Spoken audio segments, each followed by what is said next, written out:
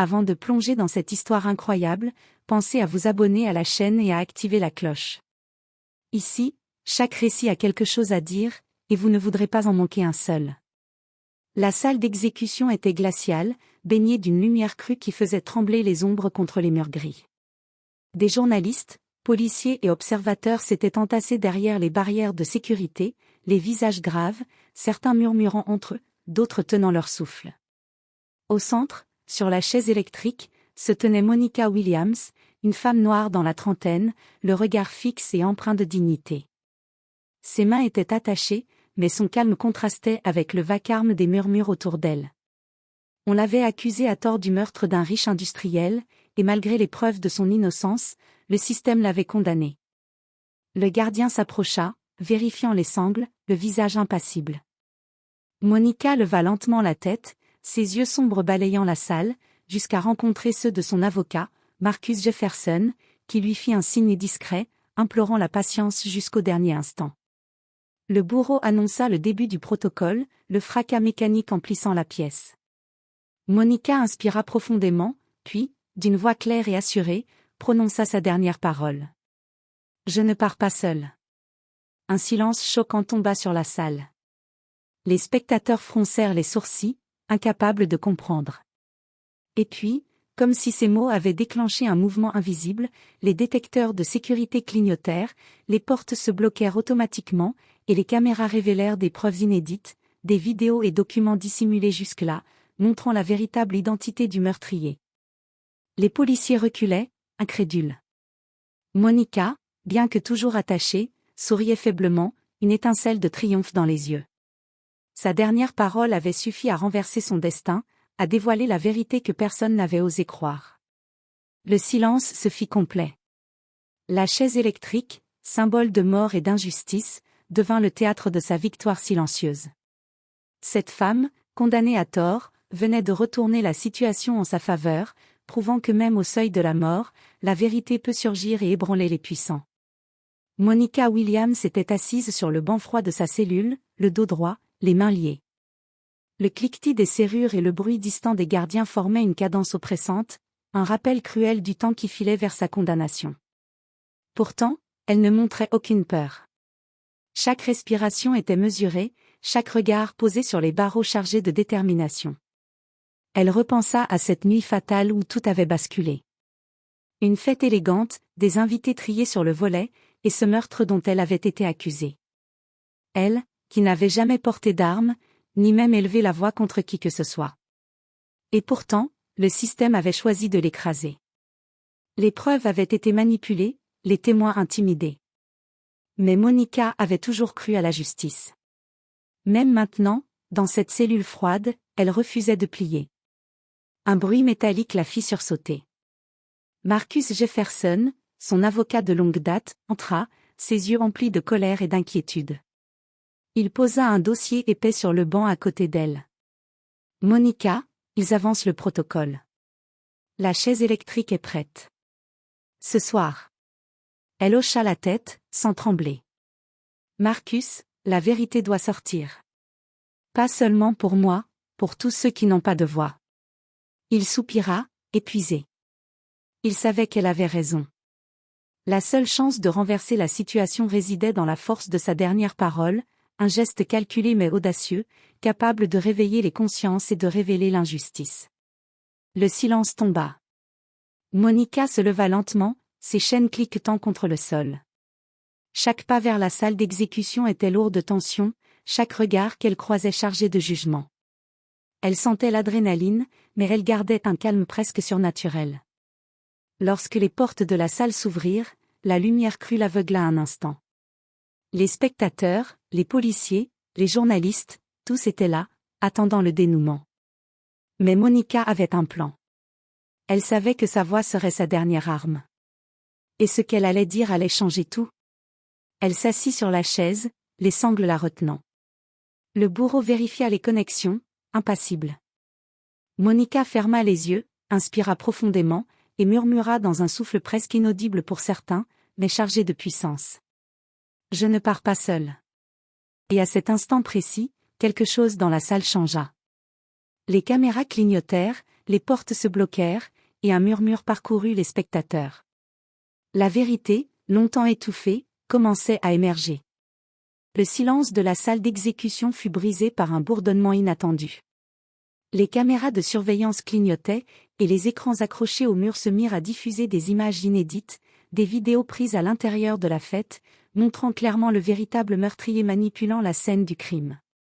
Les policiers et journalistes, figés, murmuraient entre eux, incrédules.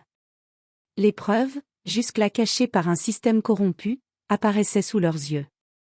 Le dossier que Marcus avait placé dans la cellule de Monica contenait tous ces documents numériques, et il suffisait d'un mot, d'un geste, pour les activer. Monica, toujours attachée à la chaise, souriait faiblement.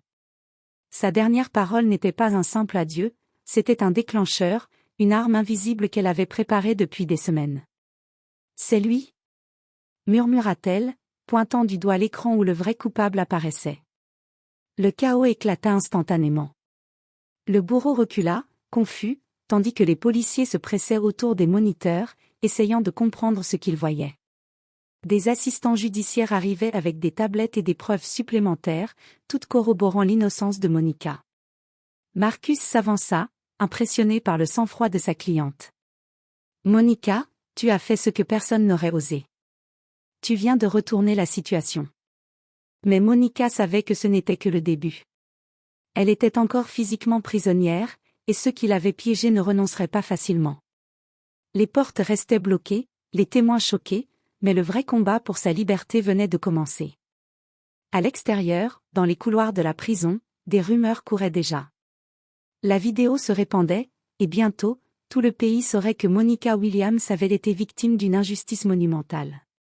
Ce qui devait être une exécution devint le théâtre d'un scandale national, et la chaise électrique, symbole de mort, devint un outil de révélation. Monica, calme et digne, savait que chaque seconde comptait. Elle regarda Marcus, confiante. « Prépare-toi. Ils vont essayer de m'arrêter encore une fois, mais cette fois, nous avons la vérité. » Et tandis que les policiers tentaient de reprendre le contrôle de la salle, Monica comprit que sa dernière parole venait de transformer une condamnation en une arme de justice. À peine la vidéo révélant le vrai coupable avait-elle été diffusée que les téléphones des journalistes explosèrent de notifications. Les chaînes d'information interrompirent leur programme pour montrer les images en direct de la salle d'exécution. Partout dans le pays, les citoyens regardaient, bouche bée, ce retournement inattendu. À l'intérieur de la prison, Monica restait assise, calme, observant la panique croissante autour d'elle. Les policiers, confus, tentaient de contrôler le flux des informations, mais c'était trop tard, le scandale se répandait plus vite qu'ils ne pouvaient l'étouffer. Le gouverneur et le procureur général furent rapidement alertés. Les téléphones brûlaient de coups de fil. Dans leur bureau, ils regardaient les images avec horreur. Jamais ils n'avaient été confrontés à une situation semblable, une condamnée sur la chaise électrique, et pourtant la preuve irréfutable de son innocence venait de surgir sous leurs yeux. Marcus Jefferson, debout aux côtés de Monica, laissait échapper un soupir de soulagement. « Monica, tu as fait plus que survivre. Tu as exposé la corruption et l'injustice à la lumière. » Mais le calme de Monica cachait une autre réalité. Elle savait que le vrai coupable, identifié sur les vidéos, n'allait pas rester silencieux. Et elle savait aussi que certains au sein du système judiciaire feraient tout pour minimiser l'impact de ces preuves. La bataille pour sa liberté venait de passer du domaine légal au domaine médiatique et politique. Pendant ce temps, le meurtrier, derrière les murs de son bureau luxueux, regardait les images en direct. Son sourire arrogant s'effaça, remplacé par une panique palpable. Chaque seconde qui passait rapprochait Monica de la justice et lui de la chute. Il savait que le pays entier allait bientôt réclamer sa tête. Dehors, la foule de citoyens et de militants commençait à se rassembler devant la prison, brandissant des pancartes. « Justice pour Monica, stop à l'injustice ». Le scandale prenait une dimension nationale, transformant ce qui aurait dû être une exécution en un mouvement de masse pour la vérité et la justice. Monica, malgré ses chaînes, se redressa sur la chaise. Elle sentait l'énergie de cette lutte collective, et pour la première fois depuis son arrestation, un sourire éclatant illumina son visage. Sa dernière parole avait déclenché un séisme. Et maintenant, il n'y avait plus de retour possible. Le lendemain matin, le pays entier parlait de Monica Williams. Les journaux titraient en première page, condamnée à tort, la dernière parole qui a tout changé, scandale à la prison d'État, la vérité éclate. Les chaînes de télévision diffusaient en boucle les images, analysant chaque détail des vidéos qui disculpaient Monica. Dans la salle du gouverneur, l'atmosphère était électrique. Le procureur général, pâle, feuilletait les dossiers sur son bureau, tandis que son assistant, nerveux, prenait des appels non-stop. Chaque média, chaque réseau social amplifiait le scandale. « Il faut agir vite », dit le gouverneur, la voix tremblante. Cette affaire devient incontrôlable. Pendant ce temps, Marcus Jefferson travaillait sans relâche avec son équipe. Chaque preuve, chaque témoignage était compilé, prêt à être présenté à la presse et aux tribunaux. À l'autre bout de la ville, le vrai coupable, Daniel Crawford, un homme influent et arrogant, réalisait l'ampleur de sa situation. Sa carrière, sa réputation, sa liberté étaient tout en jeu. Il savait que les autorités et le public le traquaient déjà. Il tenta de supprimer certaines preuves, mais chaque mouvement était désormais surveillé par des journalistes, des avocats et même des hackers militants qui avaient pris connaissance de l'affaire. Dans la prison, Monica restait calme, comme si elle pouvait sentir le vent tourner. Chaque cri de manifestation à l'extérieur, chaque flash de caméra renforçait sa conviction que la justice était en marche. « Marcus, dit-elle doucement, ils vont venir pour lui. Mais je veux que tout soit clair, je veux que ce soit public, que tout le monde voie la vérité. » Le jour avançait, et l'inévitable se produisit. Les forces de l'ordre, désormais contraintes par l'opinion publique, commencèrent à traquer Daniel Crawford activement. Les policiers frappaient à sa porte, les caméras de télévision le filmaient à chaque mouvement, et les journalistes traquaient chacune de ses apparitions. L'homme autrefois intouchable devenait un fugitif, traqué non seulement par la loi mais par le regard impitoyable de la nation. Dans la cellule froide, Monica souriait faiblement. La chaise électrique, qui avait failli être son tombeau, était désormais le symbole de sa résilience et de sa victoire imminente. La dernière parole qu'elle avait prononcée n'était pas seulement un mot de défi, c'était un catalyseur qui avait déclenché une véritable tempête, une chasse pour la justice qui ne s'arrêterait pas tant que le vrai coupable ne serait pas livré à la loi. Les jours suivants furent intenses. Monica restait dans sa cellule, mais la prison n'était plus la même. Des journalistes, des militants pour les droits civiques et des citoyens pacifiques s'étaient rassemblés à l'extérieur, exigeant justice. Le bruit de leurs voix et des slogans se répercutait dans les couloirs, donnant à Monica une énergie nouvelle. Marcus Jefferson travaillait sans relâche avec ses avocats. Chaque document, chaque preuve, chaque témoignage était méticuleusement préparé pour démontrer l'innocence totale de Monica et l'implication directe de Daniel Crawford. Les médias étaient désormais ses alliés, chaque journal, chaque chaîne diffusait des enquêtes supplémentaires sur les manipulations et mensonges qu'il avait condamnés. Dans sa cellule, Monica dessinait mentalement le chemin de sa sortie. Elle savait qu'elle ne devait rien laisser au hasard, le jour de la libération devait être spectaculaire, irréfutable, et surtout, envoyer un message clair à tous ceux qui pensaient pouvoir écraser la vérité. Pendant ce temps, Daniel Crawford s'enfonçait dans la panique. Chaque porte qu'il tentait de franchir était surveillée, chaque contact qu'il essayait d'établir se retournait contre lui. Les avocats et policiers étaient partout, et la pression médiatique le rendait de plus en plus imprudent. Sa fierté et son arrogance commençaient à s'effriter, laissant place à la peur. Le soir, Monica ferma les yeux un instant. Elle se remémora sa dernière parole, qui avait tout déclenché. « Je ne pars pas seule. » Ce mot, murmuré avec calme et puissance, avait allumé la flamme de la justice. Et maintenant, cette flamme allait devenir un brasier. Marcus entra dans la cellule avec un sourire, la main tenant un téléphone. « Monica, » dit-il doucement, « les documents finaux viennent de tomber. La libération peut être annoncée à tout moment. Crawford est cerné. La vérité est incontestable. » Monica sourit, mais son calme ne montrait qu'une partie de l'excitation qui la traversait.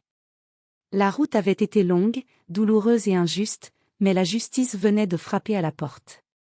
Et tandis qu'elle regardait les lumières de la prison scintiller dans la nuit, Monica savait que sa dernière parole n'était pas seulement une rébellion contre l'injustice, c'était le début d'un changement profond, un signal que même face à la mort, la vérité triomphe toujours. L'annonce officielle de la suspension de l'exécution de Monica fit le tour du pays. Les chaînes d'information interrompaient leur programme pour diffuser en direct la nouvelle. Monica Williams, condamnée à tort, était enfin sauvée par la vérité. Des applaudissements et des cris de joie éclatèrent devant la prison, tandis que les manifestants scandaient son nom. À l'intérieur, Monica sentit une bouffée d'émotion. La chaise électrique, symbole de mort et d'injustice, était désormais derrière elle. Chaque barreau, chaque chaîne avait été témoin de son courage et de sa dignité. Elle inspira profondément, consciente que le plus difficile restait à venir, affronter le vrai coupable et exposer sa culpabilité au grand jour. Daniel Crawford, quant à lui, vivait un cauchemar. Son bureau était envahi d'appels incessants. Les détectives et journalistes étaient partout, et la peur commençait à ronger son arrogance. Il savait que Monica ne se contenterait pas de sa survie, elle allait le traquer, le confronter, et il ne pourrait plus échapper à la justice. Marcus Jefferson entra dans la cellule avec un plan. « Monica, dit-il, nous allons orchestrer une confrontation publique. Les preuves sont toutes prêtes. Si Crawford essaie de se défendre ou de fuir, tout le pays verra sa vraie nature. » Monica hocha la tête. Son calme naturel inspirait confiance, mais derrière ses yeux sombres, une détermination brûlait. Elle se leva, ses chaînes retirées, et pour la première fois depuis des semaines, elle se sentit libre, même si la bataille finale n'était pas encore terminée. À l'extérieur, la foule attendait patiemment, consciente que ce moment allait marquer l'histoire. Les caméras, les journalistes et les activistes étaient tous présents, préparés à immortaliser le dénouement. Monica savait que chaque détail comptait, chaque mot, chaque geste serait diffusé, témoignant non seulement de son innocence mais aussi de sa force face à l'injustice. Dans les bureaux de Daniel Crawford, la panique était totale. Il comprit que sa chute était inévitable. Ses contacts influents ne pouvaient plus le protéger. Et bientôt, il serait confronté à Monica Williams, la femme qu'il avait tenté d'anéantir. Ce soir-là, le pays entier retenait son souffle. La chaise électrique n'était plus qu'un souvenir, et le moment de la confrontation finale approchait. Monica, avec dignité et courage, allait prouver que même face à la mort, la vérité et la justice ne peuvent être arrêtées. La salle de conférence choisie pour la confrontation était bondée. Des caméras partout, des journalistes frénétiques, et une foule de citoyens venus assister à l'instant historique. Monica entra calmement, vêtue d'une robe sobre mais élégante, ses yeux brillants de détermination. Elle ne marchait pas seule, Marcus Jefferson et son équipe juridique la suivaient, prêts à saisir chaque instant pour défendre la vérité. Daniel Crawford, quant à lui, était déjà présent. Son sourire arrogant avait disparu, remplacé par une expression crispée, presque animale. Chaque muscle de son corps trahissait la peur qu'il tentait de cacher.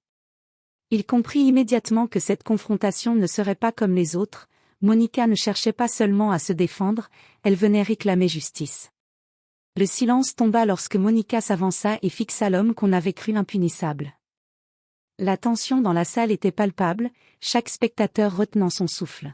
« Daniel Crawford, » commença Monica d'une voix claire et forte, « tu m'as condamné à mort pour un crime que je n'ai pas commis. Mais aujourd'hui, la vérité est devant toi, devant tous ceux qui ont cru en elle. » Crawford tenta de répliquer, mais ses mots étaient hésitants, tremblants. Les preuves diffusées sur les écrans géants derrière Monica montraient ses manipulations, ses mensonges, et les vidéos prouvant qu'il était le véritable coupable. « Regardez bien, » dit Monica en pointant les images, « tout ce que j'ai subi était à cause de vous. Et maintenant, tout le pays le sait. » Un murmure parcourut la salle, tandis que les journalistes prenaient des notes fébrilement. Crawford, sentant son empire s'effondrer, tenta un dernier geste de déni, mais ses arguments furent immédiatement contredits par les preuves irréfutables. Monica, calme et digne, conclut. « Vous avez essayé de me détruire. Mais vous ne pouvez pas détruire la vérité. Et aujourd'hui, vous devez répondre de vos actes. » Crawford recula, impuissant, tandis que les applaudissements et les acclamations de la foule envahissaient la salle. Pour la première fois, Monica sentit que justice n'était plus un concept lointain, mais une réalité tangible. Elle venait de transformer une condamnation injuste en un triomphe éclatant. Marcus s'approcha et lui murmura à l'oreille. « Monica, tu l'as fait. La vérité a gagné. » Monica esquissa un léger sourire. Son combat n'était pas encore terminé, mais pour la première fois depuis des semaines, elle savait que la victoire était à portée de main. Les portes de la prison s'ouvrirent enfin. Monica Williams, vêtue d'une robe sobre et élégante, franchit le seuil sous les acclamations de la foule massée à l'extérieur. Les journalistes braquaient leurs caméras sur elle, les flashs créant un halo presque sacré autour de sa silhouette. Chaque pas qu'elle faisait était un symbole de victoire et de résilience. À ses côtés, Marcus Jefferson la guidait, mais c'était Monica elle-même qui semblait porter le poids de ce moment historique. Les chaînes de la prison, les menottes et la chaise électrique appartenaient désormais au passé. Elle respirait librement, consciente que sa dignité et sa vérité avaient enfin triomphé. À l'autre bout de la ville, Daniel Crawford était cerné.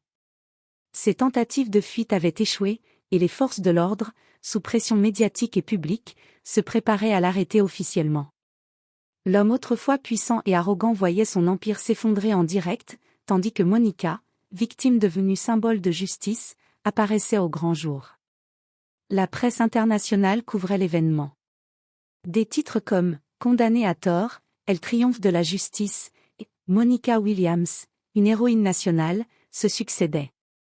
Les réseaux sociaux explosaient, les citoyens partageant chaque instant de sa libération et célébrant le courage de cette femme qui avait défié l'injustice jusqu'au bout. Monica prit une profonde inspiration et s'adressa à la foule, sa voix claire et puissante. « Je suis libre aujourd'hui, non seulement pour moi, mais pour tous ceux qui ont été victimes de l'injustice. » La vérité finit toujours par triompher. Les applaudissements résonnèrent comme un tonnerre, et dans ce moment précis, Monica comprit que sa lutte n'avait pas été vaine. Elle avait non seulement sauvé sa vie, mais elle avait aussi envoyé un message à tout le pays, la justice peut être rendue, même contre les forces les plus puissantes et corrompues. À ses côtés, Marcus lui murmura. « C'est ton triomphe, Monica.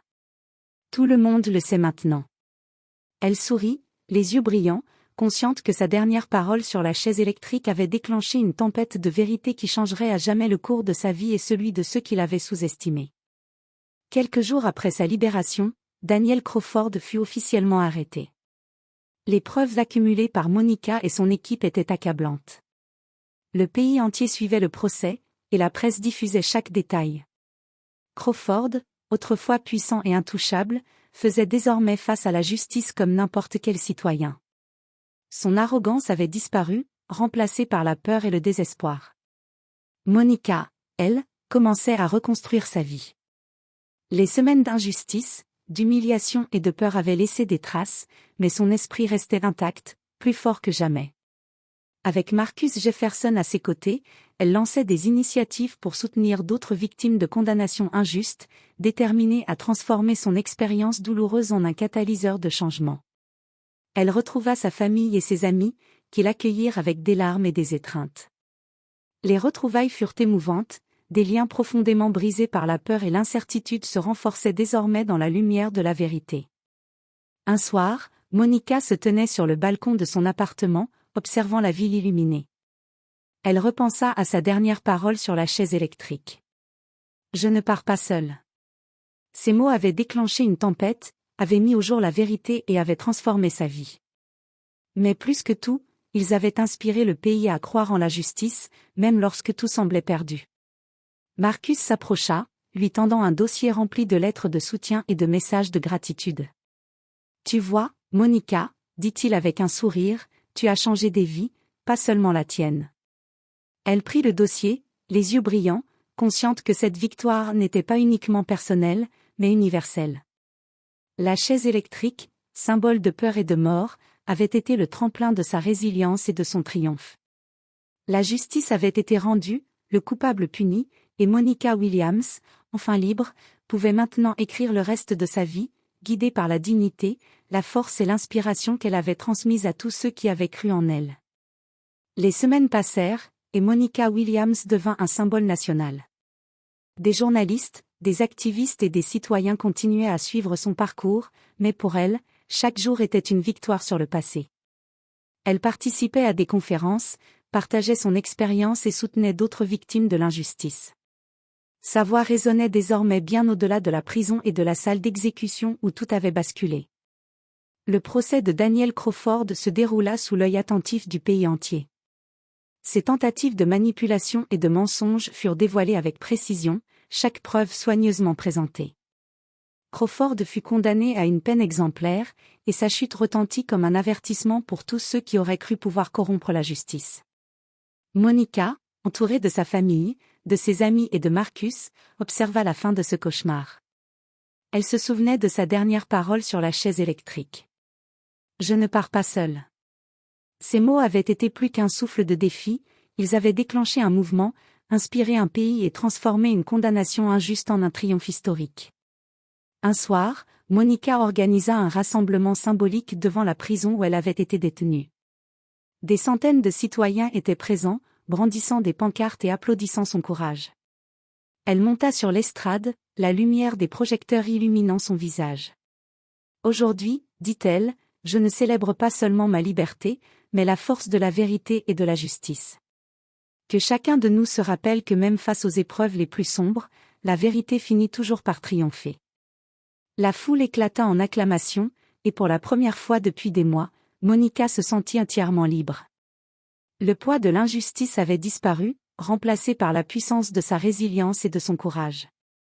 Alors qu'elle descendait de l'estrade, entourée de ceux qui l'aimaient et la soutenaient, Monica comprit que sa vie avait été transformée à jamais. La chaise électrique, la prison et la condamnation n'étaient plus que des souvenirs. Ce qui restait, c'était la vérité, la justice et un héritage de courage capable d'inspirer des générations.